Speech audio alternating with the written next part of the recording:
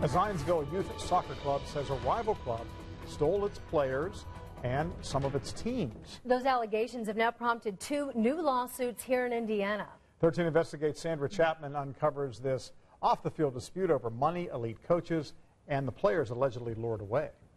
Well, John, this lawsuit gives us a glimpse into the growing money-making business of youth soccer. It's important parents pay attention to understand new concerns about poaching.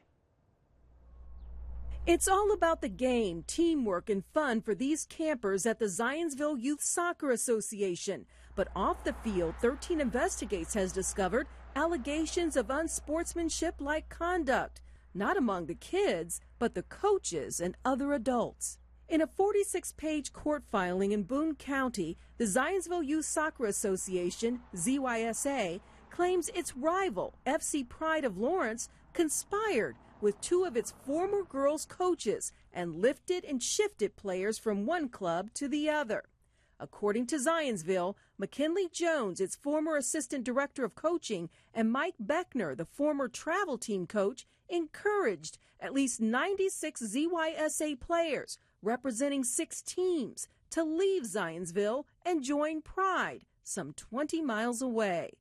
Now Zionsville wants damages for what the club lost when those players walked. According to the lawsuit, that includes approximately $67,000 in annual net revenue. The dispute goes back 2 years to June 2016. That's when Beckner, who was also the club's treasurer, left. Beckner went to work for Pride. A month later, Jones left. Both coaches had a 1-year non-compete and were not to coach similar-age soccer players in Boone, Hamilton, Shelby, Johnson, Morgan, Hendricks, and Marion counties. Jones, who led the select teams at ZYSA, is now the women's premier soccer league coach at Pride.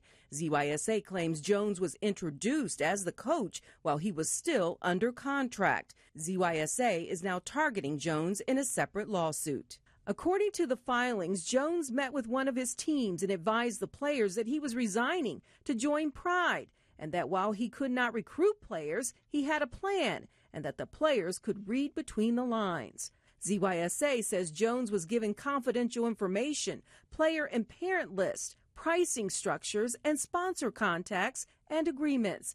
The lawsuit goes on to claim it was Jones who induced Beckner to resign and solicit ZYSA players and parents. The Indiana Soccer Association tried to mediate the dispute, but according to Executive Director Dave Guthrie, Indiana Soccer could not leverage its relationship to resolve the issue.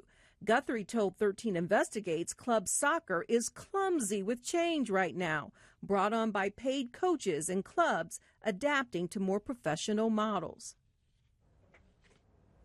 Under new rules at Indiana Soccer, coaches, trainers, and yes, even parents and players can be accused of poaching and subject to a $2,500 fine and exclusion from sanctioned events. Neither Jones nor Beckner returned our calls today, and in statements, ZYSA says it was unable to resolve the dispute after more than a year. Filed suit to protect its interests. The club says it could have requested an injunction prohibiting Jones and Beckner from coaching, but chose not to minimize the impact on the players. And this from Pride. The club is deeply disappointed by the actions taken, calling them contrary to the fundamental mission of each organization, John. Well, a lot going on here. Lots going on, and it still is unfolding, so we'll just see what happens. All right. Thank you, Sandra.